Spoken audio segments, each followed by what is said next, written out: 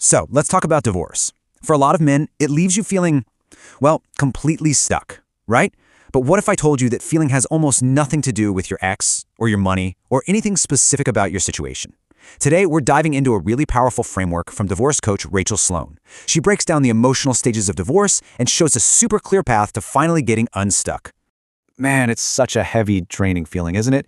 It's so easy to think you're the only one going through it. But listen, this experience is incredibly common. So the real question we need to ask isn't if it happens, it's why it happens. So take a look at this list. Does any of it hit home? Waking up at 3 a.m. with that pit of anxiety in your stomach? Feeling totally numb, just empty inside? Or maybe it's that thing where you're just sitting in your truck after work and you can't bring yourself to go inside. If any of that sounds familiar, I want you to know something really important. These are just symptoms. They're signs that you're in a specific emotional stage. And the good news is, there are actual, concrete things you can do to move through it.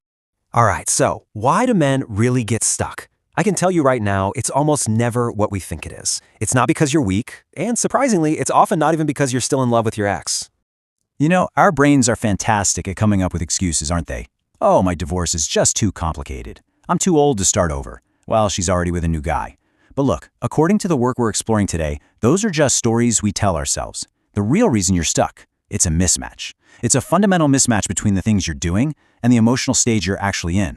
And that leads to this quote, which is so key. It basically says the guys who get better aren't the lucky ones with easy divorces. Not at all. They're the ones who consistently show up and do the work that's right for the stage they're in. Healing isn't about luck. It's about targeted, consistent action. Okay, so if it's all about taking the right action, what does that even look like? Well, here's the secret, and it's a game changer. It's not about trying to think your way out of this mess. It's about working with your body's physical response to the whole crisis. This idea is at the absolute core of it all. Nervous system regulation. See, that stuck feeling, it's not just in your head. It is a very real physical response. Your nervous system is basically stuck in survival mode. I love this analogy. It's like a car alarm that just will not turn off. And you can't just think about the alarm to make it stop, right? You have to take physical action. It's the same here. You get unstuck through small, consistent daily actions that physically calm your body's fight, flight, or freeze response. And look, this can be a tough pill to swallow for a lot of us guys. You can read every book on divorce. You can understand your situation perfectly, on an intellectual level, but it won't matter. If you're not taking physical action to calm down your nervous system, you are going to stay stuck. Information isn't enough. Insight is not enough to get you out of survival mode. So how do we turn this into a clear path forward? It really boils down to 3 simple sounding steps. First, you've got to identify what stage you're in. Just get aware of where you are emotionally. Second, you take small daily actions, but they have to be actions designed for that specific stage. And third, you finally move out of survival mode. You shift your nervous system from being constantly stuck on to feeling solid and grounded again. All right, let's get practical. This is where the rubber meets the road. To take the right action, you first have to know where you are on the map. So now we're going to walk through 4 of the most common emotional stages men get stuck in. As we go through them, just see if you can recognize yourself. First up is stage 1, denial. And listen, this probably isn't what you think. It's not about walking around consciously believing the divorce isn't real. Come on, your logical brain knows it's happening. Denial in this context is all about your actions. So, how do you know if you're in denial? Well, you find yourself acting like the divorce isn't happening. For example, have you spoken to a lawyer yet? If not, maybe it's because you're secretly hoping things will just work out. Or are you still playing husband, going over to her house to fix the leaky faucet, mow the lawn, all without any of the actual benefits of being a husband? You're basically showing up as if nothing has changed. And this is a really critical, maybe even painful truth from the source material. A lot of men stay in this denial stage because they desperately want to get back together. But here's the thing, that strategy totally backfires. True reconciliation, if it's even possible, can only happen from a place of acceptance, when you're genuinely okay with the divorce happening and you're actually ready to move on with your life. Okay, moving on to stage 2, anger. Now this is a big one. It's powerful, it can be really scary, but it is an incredibly important part of healing. Whatever you do, you don't want to just stuff it down or try to skip over it. So how do you know you're in the anger stage? Well, does a short email from her send you spiraling into a rage? Do you have this constant need to prove that she is wrong, that this is all unjust? Or maybe you find yourself getting sucked into that red pill or anti-woman stuff online. That overwhelming feeling of this just isn't fair. Yeah, that is a classic sign of the anger stage. But here's the crucial thing about anger. It isn't just destructive, it actually serves a purpose. Think about it. When you're in that numb, dead inside freeze state, anger can be the jet fuel that gets you moving again. It's like this primal part of you screaming, "Hey, I deserve better. I am worth fighting for." It actually gives you agency when you feel like you have none.